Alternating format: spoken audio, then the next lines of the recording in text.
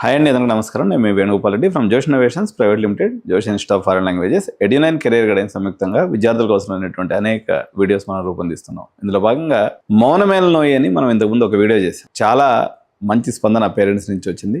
ఏమిటి కారణం వల్ల పేరెంట్స్ మార్కెట్లో గత సంవత్సరంతో పోల్చినప్పుడు ఎక్కువగా మేనేజ్మెంట్ అడ్మిషన్లకు పర్టికులర్గా కాలేజీకి రావట్లేదు అనే పాయింట్ మీద వీడియో చేశాం. రెండు వర్గాలుగా విడిపోయినటువంటి పేరెంట్స్, ఇప్పుడు రెండు రకాలైనటువంటి పేరెంట్స్, 3-4 రకాల వాదనలు ఉన్నాయి. యాక్చువల్గా మనం ఈరోజు వచ్చేసి ఒక పేరెంట్ ఆలోచించే విధానంలో మనకు తెలిసినటువంటి స్నేహితుల్లో కానీ బంధువుల్లో కానీ 2 రకాల మనుషులు కనిపిస్తూ ఉంటారు. కొంతమంది అదిగో పులి అంటే అదిగో మేక అని చెప్పేసి అంటే చిన్నదానికి పెద్దదానికి భయపడిపోతూ ఉంటారు. వీళ్ళని పెస్సిమిస్టులు అంటారు, అంటే నిరాశావాదులు. కొంతమంది ఉప్పినొచ్చి మొత్తం కొట్టుకోబోతున్నా ఏం కాదులే చల్తా హై అనేటువంటి ఆశావాద దృక్పథంతో ఉండేటువంటి పేరెంట్స్ కూడా మనకి మార్కెట్లో కనిపిస్తూ ఉంటారు. ఒక పేరెంట్ అడ్మిషన్ తీసుకోవాలి అని ఆలోచన చేసినప్పుడు ఆప్టిమిస్టిక్ పేరెంట్ ఏ రకంగా ఆలోచిస్తాడు అనేది కొన్ని పాయింట్స్ మనం చూద్దాం. ఆప్టిమిస్టిక్ పేరెంట్ ఏ రకంగా ఆలోచిస్తాడు? ఈయన్నే ఆశావాది. ఆశావాది అంటే ఏం జరిగినా ఆల్ ఈజ్ వెల్ అని తనకు చెప్పుకునేటువంటి మనిషి అనమాట. ఈయనేం ఆలోచిస్తాడంటే, ఇంత పెద్ద దేశం, ఇంత పెద్ద ప్రపంచం, మనం చూడనటువంటి రెసిషన్ లేదు, తొక్కలేదు. సపోర్ట్ కాకుండా మనకు ఉన్నటువంటి బడ్జెట్ని బట్టి కాలేజీలో మేనేజ్మెంట్ సీట్ తీసుకుందాం, లేకపోతే మనకు మంచి ర్యాంక్ వచ్చుంటే మనం కౌన్సిలింగ్లో పోయేసి సిఎస్సి సీట్ తీసుకొని నార్మల్గా అందరితోటే వెళ్దాం. ఇట్లా ఆలోచన చేస్తాడనమాట. రెండో పాయింట్, ఈయన ఏం ఆలోచన చేస్తాడంటే, చాదస్తం కాకపోతే సిఎస్సి ఎక్కడైనా పడిపోద్దా? 20 ఏళ్ళ నుంచి నేను చూడలే, ఎంతమంది ఎంత మంచిగా డెవలప్ అయ్యారు, ఎంత బాగున్నారు, కార్లు కొనుక్కున్నారు, ఇల్లు కొనుక్కున్నారు, ఆస్తులు కొనుక్కున్నారు, మంచి పోరిని తీసుకొచ్చి పెళ్లి చేసిండు వాళ్ళ అమ్మ నాయన. వాడు ఏకదం ఫస్ట్ క్లాస్ ఉన్నాడు. అరే సిఎస్సి పడిపోయింది అంటావు ఏంద్రా అవలాగా అని చెప్పేసి పక్కన వాడు ఎవరైనా దోస్తుగాడు చెప్తే ఆడనే 4 మాటలు అని చెప్పేసి వీడు ఒక ప్యాటర్న్ ఆశావాద దృక్పథంతో సిఎస్సి వైపుకి వెళ్ళే ప్రయత్నం చేస్తాడు. దీంట్లో కూడా పెక్యులర్గా ఉంటాడు. పిల్లోడు చెప్పిండన్నా, మాకు సిఎస్సి ఏఎంఎల్ఏ కావాలా, ఏం పైసలు ఎక్కువైనా ఫరక్ పడదు, నాకు పైసల విషయం పెద్ద పంచాయతీ కాదు, నా దగ్గర ఉన్నాయి, నేను పెట్టుకుంటా, చదివించుకుంటా, మార్కెట్ బాగానే ఉంటుంది, నాకు ఎటువంటి ఇబ్బంది లేదు. వీళ్ళు పని బాట లేకుండా కొంతమంది వీడియోలు చేస్తారు, అనవసరమైనటువంటి దానికి పెద్దానికి సమస్య. ఇప్పుడు కరోనా వచ్చింది, ప్రపంచం పోద్దని చెప్పి ఎంతమంది వీడియోలు చేయలేదు? ప్రపంచం ఎక్కడికైనా పోయిందా? ఏదో కొద్దిమంది అక్కడ ఇక్కడ చచ్చిపోయారు, మిగిలినంతా బాగానే ఉన్నాం కదా మనం. అనవసరంగా మీరు భయపడొద్దు, ఏం కాదు, సిఎస్సి మంచిగా ఉంటుంది. ఈరోజు మా వాడికి 25 లక్షలు ప్యాకేజ్ వస్తుంది, మా వాడు చదివేదాన్ని బట్టి ఉండేదాన్ని బట్టి వాడి యొక్క దీన్ని బట్టి డెఫినెట్గా మంచి ప్యాకేజ్ కొట్టుకుంటాడు. ఈ మార్కెట్లో చెప్పేటువంటి లెక్కలన్నీ కూడా కాకి లెక్కలు, ఇదంతా నిజం కాదు. చలో పదం అడ్మిషన్ తీసుకుందాం. ర్యాంక్ రానటువంటి ఆప్టిమిస్టిక్ పేరే ఉంటాడు, ఏం చల్తా ఏం కాదు, మా వాడు చేసిన కాడికి చేసిండు, అయినా సరే ఏదో భగవంతుడు ఈ టయానికి ప్రస్తుతానికి మనకి సెట్ అవ్వలేదు కాబట్టి మా వాడికి ఏదో జస్ట్ మిస్ అయిపోయి అలా ర్యాంక్ మిస్ అయిపోయింది కాబట్టి మనం పోయేసి మనకు ఉన్నటువంటి ర్యాంక్తో వచ్చే కాలేజ్ తీసుకుందాం, లేదా మేనేజ్మెంట్ తీసుకుందాం. ఈ రకంగా ఆలోచిస్తూ ఉంటాడనమాట. ఇంకా ఈయన ఆలోచనలు ఎలా ఉంటాయంటే, ఈయన జనరల్గా ఆప్టిమిస్టిక్ పేరెంట్ ఎప్పుడు కూడా ప్యాట్రన్స్ ఫాలో అవుతాడు అనమాట. అంటే మార్కెట్లో ఏముందిలే, ఇప్పుడు మామూలుగా ఆయన చూసినటువంటి ఒక 10 ఎగ్జాంపుల్స్ని పెట్టుకుంటాడు. సో ఇవన్నీ పాజిటివ్ ఎగ్జాంపుల్స్నే పెట్టుకుంటాడు. ఇప్పుడు ఆయన ఇంటి పక్కన ఎవరన్నా ఉండి సిఎస్సి సీటు తీసుకొని ఒక లాస్ట్ 3 years నుంచి జాబ్ లేక ఇబ్బంది పడుతున్నా ఈ ఆప్టిమిస్టిక్ పేరే ఉంటామంటే, వాడి గాడిద కాలేజీ పోయిండు, చదవనందువల్ల వాడికి ప్లేస్మెంట్ రాలేదు. ఇన్ని లక్షల మందికి వచ్చినాయి కదా, నా దగ్గర ఉద్యోగం వచ్చిన ఎగ్జాంపుల్స్ ఇన్ని ఉన్నాయి, నా ఇంటికి ఎన్ని ఉన్నాయి, అంతమందిని చూసిన నేను సిఎస్సి చదువుకొని మంచిగా జాబ్స్ వచ్చినటువంటి వాళ్ళని. వాడు ఎవడికో 2-3 రాకపోతే సిఎస్సి పడిపోయినట్ట అని ఈయన ఆర్గ్యుమెంట్ కూడా చేస్తూ ఉంటాడు అనమాట. ఇకపోతే పెస్సిమిస్టిక్ పేరెంట్ ఎవరైతే ఉంటారో, 2 నిరాశావాది, ఈయన్నే పెస్సిమిస్టిక్ పేరెంట్ అంటాడు. ఈ పెస్సిమిస్టిక్ పేరెంట్ ఏం చేస్తాడంటే, మొత్తం టీవీలో వాళ్ళందరూ, యూట్యూబ్ ఛానల్ వాళ్ళందరూ చెప్తూ ఉన్నారు సిఎస్సి ఎత్తిపోయింది, మా వాడి పరిస్థితి ఎట్లుంటుందో ఏమో, అసలు వీడికి 4 గేదెలు కొనిస్తాను, మంచిగా వ్యవసాయం చేసుకుంటాడు, అసలు వీడు నిలదొక్కోగలడు, వీడికి వచ్చేదే 4 అక్షరాలు రావు సరిగా, పక్కన వాడేమో బ్రహ్మాండంగా చేసుకుంటూ ఆ జనరేషన్ ఏమో ముందుకు వెళ్ళిపోయింది, కరెక్ట్గా మా టైం వచ్చేసరికి ఉద్యోగాలు లేవంట, సిఎస్సి ఎత్తిపోతుందంట, ఏ వస్తుందంట, ఎట్టెట్ట అయిపోతుందో ఏమైపోద్దో అని ఈయన చాలా నిరుత్సాహపడుతూ ఉంటాడు అనమాట. నిరుత్సాహపడటంలో కూడా ఈ పేరెంట్కి సహజంగా ఇంకొన్ని లక్షణాలు కూడా ఉంటాయి.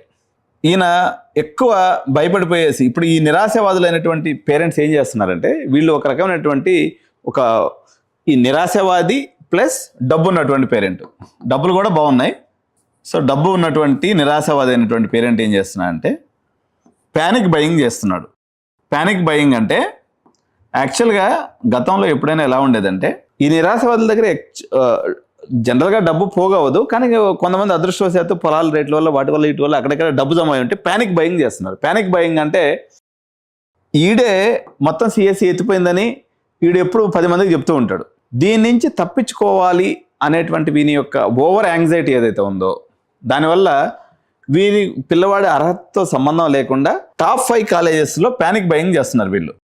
టాప్ 5 కాలేజెస్లో ప్యానిక్ బయింగ్ అనమాట. అంటే మార్కెట్ ఈ పరిస్థితిలో ఉంది కదా, సునామీ లాగా ఏఐ వచ్చేసింది కదా, ఉద్యోగాలను మింగేస్తుంది కదా, మనం పోయేసి అట్లీస్ట్ మన యాజ్ ఏ పేరెంట్గా నా యొక్క విధి నిర్వహణలో భాగంగా నా పిల్లలకి మంచి జీవితాన్ని ఇవ్వడంలో భాగంగా అట్లీస్ట్ నేను ఒక 20 లక్షలు 30 లక్షలు డొనేషన్ కట్టేసి ది బెస్ట్ కాలేజీలు ఇచ్చేస్తే మావాడు తప్పించుకునే అవకాశం ఉంటుందేమో అనేటువంటి ఒక ప్యానిక్ బయింగ్ దేశవ్యాప్తంగా క్లియర్గా కనిపిస్తుంది. విచిత్రమైనటువంటి ధోరణి ఏంటంటే ఆర్వీసీఈ అనే కాలేజీలో, ఆర్వీసీఈ అంటే భారతదేశంలో సిఎస్సికి దగ్గర దగ్గర ₹1 కోటి ఖర్చు వచ్చేటువంటి కాలేజ్ అనమాట. కౌంటర్ ఓపెన్ చేసిన 3 రోజులకు సీట్లు అయిపోయినాయి. కాలేజీ పెట్టిన 50 సంవత్సరాలు ఇలా ఇప్పటి వరకు ఒకసారి కూడా జరగలే.